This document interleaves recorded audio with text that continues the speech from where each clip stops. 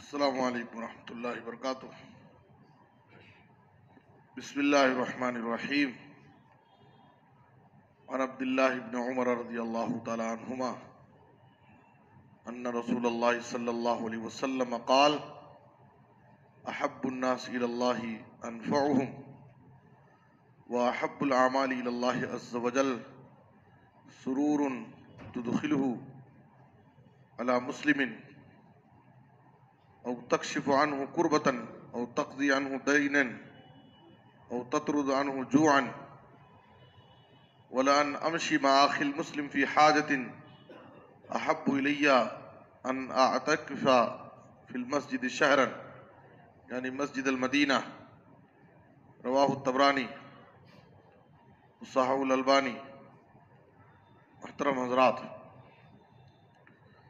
معجم طبرانی کی ایک حدیث آپ حضرات کے سامنے پیش کی گئی ہے۔ عبداللہ بن عمر رضی اللہ تعالیٰ عنہما بیان کرتے ہیں کہ رسول اللہ صلی اللہ علیہ وسلم نے فرمایا، لوگوں میں اللہ کے نزدیک سب سے زیادہ محبوب اور پسندیدہ انسان وہ ہے جو لوگوں کے لیے زیادہ فائدہ مند ہے، جو لوگوں کے لیے نفع بخش ہو، مفید ثابت ہو۔ اور اللہ کے نزدیک سب سے محبوب اور پسندیدہ عمل یہ ہے کہ تم کسی مسلمان کی زندگی میں خوشی لے آؤ۔ اگر وہ کسی تکلیف میں مبتلا ہے تو اس کی تکلیف کو دور کر کے اس کی زندگی میں خوشی لے آؤ، یا تقضی عنہ دینا، وہ مقروض ہے اس کی مدد کر کے اس کی زندگی میں خوشی لے آؤ، او تطرد عنہ جوعا، بھوکا ہے اسے کھلا کر کے، پیاسا ہے اسے پانی پلا کر کے، کسی بھی طریقے سے ایک مسلمان آدمی کی زندگی میں کسی بھی قسم کی کوئی تکلیف ہے، پریشانی ہے، وہ مغموم ہے، مصیبت زدہ ہے، تم اس کی زندگی میں خوشی لے آؤ، اس کی تکلیف کو دور کر کے۔ یہاں پر دیکھیے نبی صلی اللہ علیہ وسلم نے کہا کہ اللہ کے نزدیک سب سے زیادہ محبوب انسان وہ ہے جو لوگوں کے لیے مفید ہو، لوگوں کے لیے فائدہ مند۔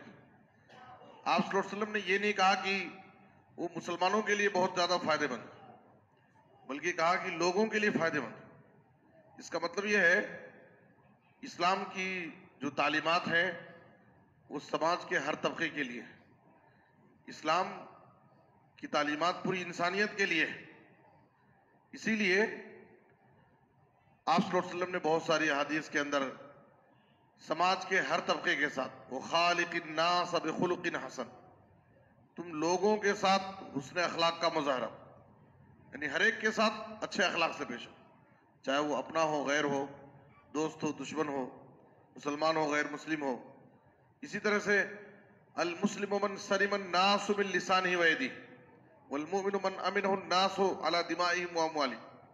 کامل مسلمان وہ ہے جس کی زبان اور ہاتھ سے دوسرے تمام لوگ محفوظ رہیں، یہ نہیں کہ صرف مسلمان ہی محفوظ رہیں۔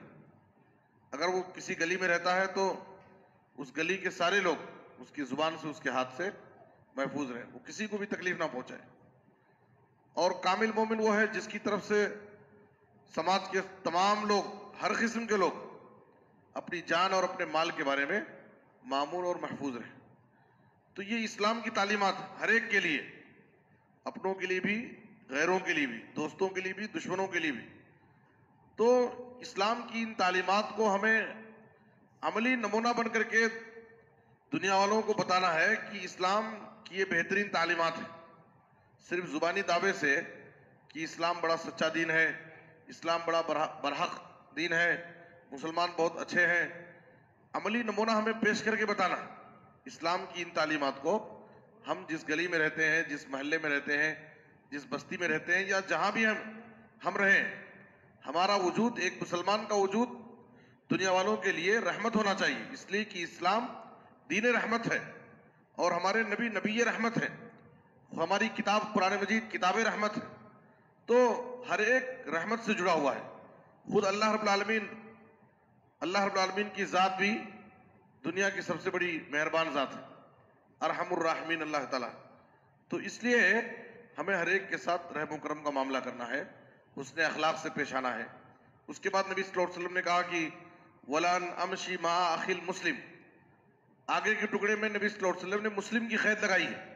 کسی مسلمان کی زندگی میں خوشی لے آؤ، کسی مسلمان کے لیے سہارا بن جاؤ، تو اس کا یہ مطلب نہیں ہے کہ اگر غیر مسلم کی تکلیف کو دور کریں گے تو ثواب نہیں ملے گا۔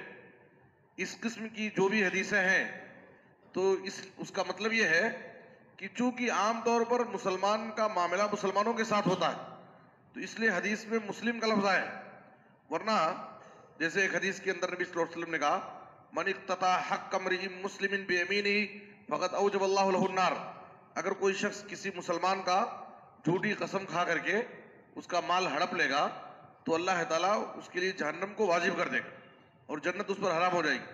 تو اس کا یہ مطلب نہیں کہ مسلمان کا مال ناحق ہڑپ لے گا تو وہ سزا پائے گا اور غیر مسلم کا مال اگر ناحق لے لے گا تو وہ سزا نہیں پائے گا۔ یہاں پر مسلم کا لفظ ہے من اقتطع حق امرئ مسلم بیمینہ، تو چونکہ مسلمانوں کے اکثر معاملات مسلمانوں سے ہوتے ہیں اس لیے وہاں پر مسلم کا لفظ آیا، ورنہ اس میں مسلم اور غیر مسلم سارے لوگ شامل ہیں۔ تو اس لیے اسلام کی یہ جو بہترین تعلیمات ہیں ان تعلیمات کو ہمیں عملی نمونہ بن کر کے دنیا والوں کو بتانا ہے، خاص طور پر نفرت کی اس ماحول میں ہمیں محبت کا چراغ جلانا ہے اور عملی طور پر مسلمانوں کو حسن اخلاق کا نمونہ پیش کرنا ہے تاکہ اسلام اور مسلمانوں سے متعلق جو غلط فہمیاں ہیں ان غلط فہمیوں کا ازالہ ہو اور لوگ اسلام اور مسلمانوں سے قریب ہوں۔ اللہ سے دعا ہے کہ اللہ تعالیٰ ہمیں اسلام کی بہترین تعلیمات پر کما حق و عمل کرنے کی توفیق عطا فرمائے۔ آمین۔ وصلی اللہ علی نبینا محمد وآلہ وصحبہ اجمعین۔